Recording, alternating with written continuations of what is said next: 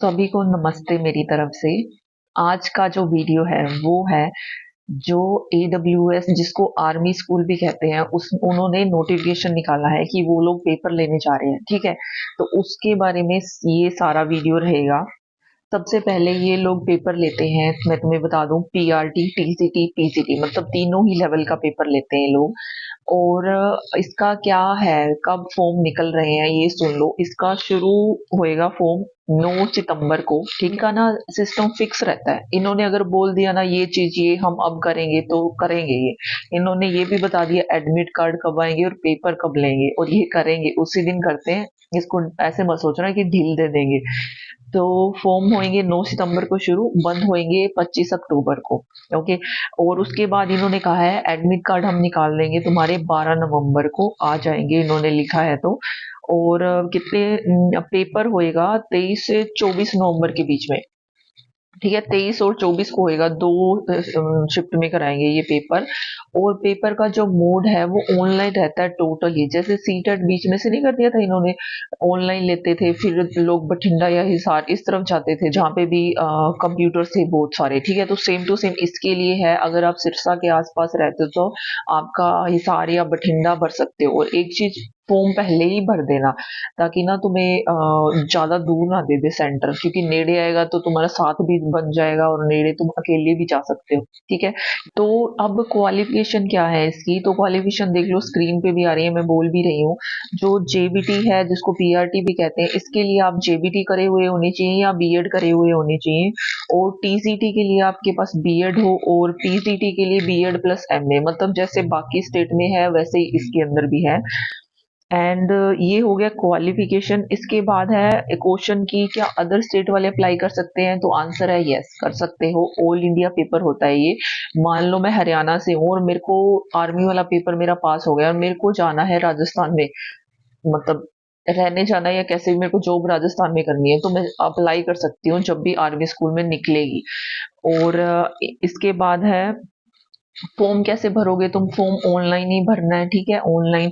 और जो फीस है वो देख लो कितनी है। जनरल OBC EWS इनकी है 385, SC ST PWD इनकी भी है 385, मतलब दोनों की ही सेम हो गई, फीस हो गई सेम, ठीक है। पेपर का लैंग्वेज कौन से पेपर, मतलब पेपर कौन सी लैंग्वेज में है, ये इंग्लिश लैंग्वेज में रहेगा, ठीक है। जो मान लो हिंदी जिसका सब्जेक्ट है उसका तो हिंदी में ही रहेगा, मतलब वैसे सारा पेपर इंग्लिश मोड में ही होता है, ठीक है, इंग्लिश मीडियम में। कि कितने नंबर का पेपर आता है इसमें ना, 200 नंबर का पेपर आता है, ठीक है। उसमें से कॉमन जो पेपर है वो 30 नंबर का रहता है। उसके बाद तुम्हारा सारा सब्जेक्ट रहेगा, मान लो 170 या 80 नंबर का सब्जेक्ट है, मतलब तुम्हारे पास पूरा पूरा बेनिफिट है। तुम्हें अगर कॉमन पेपर नहीं आता ना, कोई भी भड़क लेने की जरूरत नहीं है। जो ये 10 या 20 या 30 नंबर का ये जो कॉमन पेपर है, इसके अंदर क्या क्या आता है कॉमन में, ये जो करंट अफेयर्स हैं, ठीक है, नेशनल और इंटरनेशनल। उसके बाद है ये जो साइकोलॉजी के क्वेश्चंस हैं, जो नई शिक्षा नीति निकली है ये के, मतलब नॉर्मल बेसिक क्वेश्चन है जो तुमने पढ़े हुए होंगे वो ही होंगे।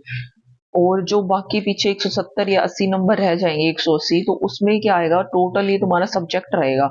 अब क्वेश्चन ये है कि इसमें स्कोर कितना करना है आपको, कितना स्कोर करोगे कि तुम पास हो। तो इसमें स्कोरिंग का ना कोई सीन नहीं है, ना कोई बताता है कि ये पेपर को चेक कैसे करते हैं, तुम्हारे मार्क्स कैसे कट गए। तो ये क्या है, पेपर में तुम्हें अगर ऐसे बोलते हैं ये लोग, मैंने जितना सुना है मैं वो बता रही हूँ, कि 100 नंबर से ऊपर आ गया ना तो तुम पास हो, ऐसा बोलते हैं। तो मैंने जब दिया था ना, मैं ना ऐसे कुछ 100, मैं शायद 170 अटेम्प्ट करके आई थी, उसमें से ना मैं वो ही करके आई थी जो मेरे को आते थे। मान लो मेरे दो तीन ही क्वेश्चन ऐसे होंगे जो मैंने रिस्क पे लिए थे, वो भी कॉमन पेपर से, अदरवाइज मैंने सारा वही किया था जो मेरे को आता था। तो इसमें से क्या था, मेरे 110 आए थे और मेरे को पता ही नहीं चला कि ये कैसे आए थे। तो मैंने पूछा लोगों से, तो वो ऐसे बोल रहे थे कि इसका कोई सिस्टम नहीं है, किसको नहीं पता ये किस बेस पे मार्क्स निकालते हैं, कैसे चेक करते हैं, क्या सिस्टम है। तो इसका भड़क नहीं लेना, 100 से ऊपर लेना हो जाएगा। अब एक क्वेश्चन ये है कि 170 मैंने किए और मेरे को सारे ही आते थे, इसका ये रीजन नहीं है कि मेरी तैयारी बहुत ज्यादा थी। मैंने तो फॉर्म भरा था बस इसलिए भरा था कि एक पेपर और पास हो जाएगा, इस वे में भरा था। मतलब ऐसे मत सोचना मैं सीरियस नहीं थी, मतलब मैंने फॉर्म इसलिए भरा था ताकि मेरी और तैयारी हो जाए, मुझे पता चले, मेरा कॉन्फिडेंस बूस्ट हो जाए। कुछ लोग हंसेंगे इस बात पे, पर मैंने ये इसलिए भरा था। तो और क्या है अब सिलेबस के अंदर आएगा क्या, तो इसमें ना बेसिक चीजें आती हैं। मैंने तो टीजीटी में दिया था, पीसीटी का मैंने दिया ही नहीं, क्योंकि मैंने इसलिए दिया था क्योंकि मेरे को करके देखना था। तो टीजीटी में इन्होंने पता क्या डाल रखा था, ग्रामर, मेरा इंग्लिश सब्जेक्ट है उसके वो बता रही हूँ मैं। तो ग्रामर तो इन्होंने डालनी थी जो आती है, चाहे टीजीटी करो चाहे पीजीटी, वो उसका कोई रोल ही नहीं है। तो इन्होंने ना एनसीईआरटी बेस्ड क्वेश्चंस डाल रखे थे, तो जो 6वीं से 8वीं थी, ऐसे नहीं है कि एक भी क्वेश्चन 9वीं क्लास से आया हुआ था, ऐसा इतना सा भी नहीं था। तो मतलब सिलेबस के अकॉर्डिंग चीजें आती हैं, पेपर सही आता है। बस थोड़ा सा नेगेटिव मार्किंग है वो मरवा देती है, बाकी और कुछ नहीं है। तुम जाना ये फॉर्म भरना, नेगेटिव मार्किंग है कैसे है ये किसी को नहीं पता। अब ये पीआरटी टीसीटी पीसीटी तीनों में होता है, ये भी हो गया। एक और चीज, अब पेपर पास हो गया आगे, तो जो तुम्हें स्कोर कार्ड मिलेगा, स्कोर कार्ड तुम्हारे घर नहीं आएगा, तुम्हें जो रिजल्ट आएगा ना वो डाउनलोड एक पीडीएफ सी मिलती है, वो तुम सेव रखना या प्रिंट निकलवा के रख लेना, वो ही तुम्हारा स्कोर कार्ड है। पीछे से कुछ नहीं आता, जैसे एचटेट सीटेट की डीएमसी आती है ना, इसका कुछ नहीं आता, कोई सर्टिफिकेट नहीं है। सर्टिफिकेट वही है जो रिजल्ट आएगा उसकी पीडीएफ निकाल लेना, ठीक है, निकाल लेना, उसको रख लेना, उसको स्कोर कार्ड बोलते हैं ये लोग। और वो स्कोर कार्ड है 3 साल के लिए वैलिड। 3 साल के अंदर जॉब ले ली तो ठीक है, अदरवाइज तुम्हें फिर से देना पड़ेगा ये पेपर और अप्लाई करना पड़ेगा जॉब के लिए।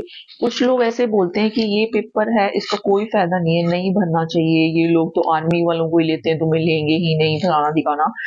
तो भाई ये तो सबकी किस्मत है, आगे की बात है। पर मैंने कुछ लोगों से सुना है कि वो ऐसे बोलते हैं कि नॉन आर्मी बैकग्राउंड वालों को भी ये लोग लेते हैं।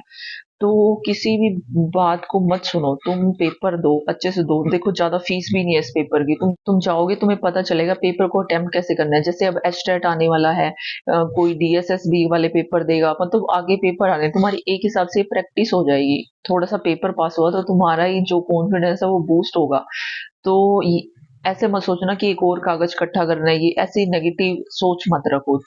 तुम्हारा ये तुम्हारी मेहनत है, तुम्हें अच्छा नहीं लगता कि एक और सर्टिफिकेट तुम्हारे पास आ गया, अपने पास रखो, तुम्हें क्या दिक्कत है, ठीक है। तो तुम ये भरना, जरूर भरना, दोनों लेवल भरना अगर तुम एलिजिबल हो तो, ठीक है। अगर तुम पहला भी भरना चाहते हो तो तुम भरो, ठीक है। और कुछ मत सोचो। और सैलरी का क्या है भाई, सैलरी लोग बोलते हैं 25+ है या कुछ है, मतलब लोग एग्जैक्ट बताते ही नहीं सैलरी है क्या। तो ये army school all India level पे है, तो तुम ये मत सोचना कि छोटी मोटी सैलरी होगी, सैलरी तो अच्छी खासी होगी ना, तभी तो ऑल इंडिया लेवल पे ये खुले हुए हैं स्कूल्स। तो ये करो। और इंग्लिश मीडियम है टोटल स्कूल। फॉर्म तुम भरो किसी की बिना बात कोई सुने, ये चीज हो गई। अब एक और चीज है, पेपर मान लो पास हो गया, उसके बाद का क्या प्रोसेस है। तो इसका प्रोसेस सीधा सा ये है, तुमने स्कोर कार्ड ले लिया, तुम्हारा हो गया। अब इसके बाद का प्रोसेस ये है, आपको ये जो स्कूल्स के अंदर अखबार के अंदर एडवर्टाइजमेंट निकालते हैं कि हमारे स्कूल में वैकेंसी है, आओ। इसका क्या प्रोसेस है, तुम जैसे मान लो सिरसा में रहते हो, तो पंचकुला में वैकेंसी निकली है। अब इतनी दूर तो तुम फार्म भरने जाओगे नहीं, क्योंकि जो फार्म है वो ऑनलाइन ऑफलाइन भरना है, ऑनलाइन नहीं भरना। ये इंटरव्यू वाला बता रही हूँ मैं, पेपर जब पास हो जाएगा उसके बाद का प्रोसेस बता रही हूँ। मान लो पंचकुला आर्मी स्कूल में वैकेंसी निकली है और आप रहते हो सिरसा में, तो सिरसा से पंचकुला तुम्हें जाने की नहीं है, बाय पोस्ट तो तुम सबमिट करवा दो अपना ये जो भी डॉक्यूमेंट वो मांगते हैं वो सारे करवाओ, सबमिट करवा दिए। उसके साथ तुम्हें 100 रुपए की एक स्लिप कटवानी पड़ती है, बैंक से जाके वो कटेगी, तो वो ड्राफ्ट होता है उसको, तो ये बैंक से जाके तुम कटवा देना ड्राफ्ट, ठीक है। ये हो गया। और इसके बाद का क्या होता है, मान लो फिर आपको कॉल आएगा या ईमेल आएगा कि आपका सिलेक्शन हो गया है, आओ इस दिन आपका डेमो है, इंटरव्यू है। तो अब आगे का प्रोसेस सुनो क्या है। तो आपको इंटरव्यू के लिए बुलाएंगे। इंटरव्यू में क्या चीज होगी, आपका कंप्यूटर बेस्ड एक टेस्ट होगा, कंप्यूटर नॉलेज चेक करी जाएगी। किसी को डीएमसी बनाने के लिए दे देते हैं, किसी को फाइल बनाने के लिए, बच्चों का डाटा चढ़ाने के लिए, अटेंडेंस चढ़ाने के लिए कंप्यूटर में दे देते हैं कि ये टास्क है, ये करो। फिर वो चीज जब पास हो जाती है तो कई लोगों का लैंग्वेज का भी टेस्ट होता है। मान लो मेरी इंग्लिश लैंग्वेज है, इंग्लिश सब्जेक्ट है ना मेरा, तो इंग्लिश का एक 10-20 नंबर का टेस्ट होगा। जो कंप्यूटर वाला टेस्ट है वो भी 10-20 नंबर का ही होता है, ज्यादा वो नहीं होता। ये जब दो हो जाते हैं फिर आप लोगों का ये इंटरव्यू भी होता है, इंटरव्यू के बाद डेमो भी होता है। डेमो, इंटरव्यू, और इसके अंदर आपको लेसन प्लान भी रेडी करना पड़ेगा। मान लो तुम हो इंग्लिश के, मतलब कोई भी अपने, एक मैं मान लो मैं टेंस उठा रही हूँ, और मैं टेंस के ऊपर अपना वो बना के जाऊंगी लेसन प्लान, और वहां पे जाके बताऊंगी। वो लोग इंटरव्यू में क्वेश्चन पूछते हैं, तो 2-3 जने बैठे रहते हैं उसमें कमेटी के, फिर वो पूछते हैं आपसे क्वेश्चन, तो नॉर्मल रहता है। एक चीज और, इंग्लिश मीडियम है तो फुल लोन इंग्लिश में ही बात होती है। इंग्लिश में ज्यादा बात करोगे तो ज्यादा बेहतर रहेगा। ऐसे नहीं है, प्रेशर मत लेना, नॉर्मल हिंदी के सेंटेंसेस भी बोल सकते हो इंग्लिश में बात करते करते, कोई बड़ी बात नहीं है। मेन चीज होती है कॉन्फिडेंस। बाकी अगर और कुछ मैं भूल गई हूँ, जितने मेरे को क्वेश्चन याद आ रहे थे कि पॉसिबिलिटी हो सकती है, वो मैंने आपको बता दी। इसके अलावा भी कुछ है तो कमेंट में छोड़ देना, मैं उसका जवाब दे दूंगी। ठीक है, तो फॉर्म जरूर भरना ये। मान लो मैं हरियाणा में हूँ और राजस्थान में मेरे को जाना है, तो वहां पे मेरे को सारा अकोमोडेशन फ्री है। ऐसे नहीं है कि मेरे को खुद की तरफ से कुछ लगाना है, तुम्हें वहाँ क्वार्टर वगैरह भी फ्री मिलेंगे। तो अगर तुम्हारी 25 से कोई सैलरी है ना, तो भी कोई छोटी बात नहीं है, तुम्हारे को सारी बची रही है एक हिसाब से। मान लो तुम्हें कुछ लग भी रहा है, तो नाम तो है आर्मी स्कूल में लग रखे थे, 1 साल ले लो एक्सपीरियंस, 6 महीने ले लो, तुम्हें ना सूट करे तो छोड़ देना, तुम्हें कौन सा कोई धक्का कर रहा है। बाकी वैसे बीच में छोड़ना नहीं चाहिए, मैंने ऐसे ही बोल दिया। तो क्या करना है, जाओ और अपना फॉर्म भरो, अच्छे से तैयारी करो। इसके लिए तुम्हें एक्स्ट्रा पढ़ने की जरूरत नहीं है, सच्ची बताऊं तो। अगर तुम हरियाणा से हो तो जो एचटेट के लिए तुम पढ़ रहे हो ना, वो ही सारा आएगा। तो तुम्हें एक्स्ट्रा कुछ पढ़ना भी नहीं है। और एक्चुअल में ये पेपर कब है, 23 और 24 नवंबर को हो रहा है, और जो एचटेट है वो दिसंबर में होएगा। तो तुम्हारा फायदा हुआ या नहीं हुआ, तुम्हें पता चल जाएगा ना, तुम्हारा लेवल चेक कर लोगे तुम, एक हिसाब से तुम्हारी प्रैक्टिस हो जाएगी। आजकल ना साथ बन जाते हैं जाने के, कॉन्ट्री कर लिया करो, ज्यादा खर्चा भी नहीं आता, जाना अच्छे से पेपर देना। ठीक है, तो ठीक है, आज के लिए इतना ही है।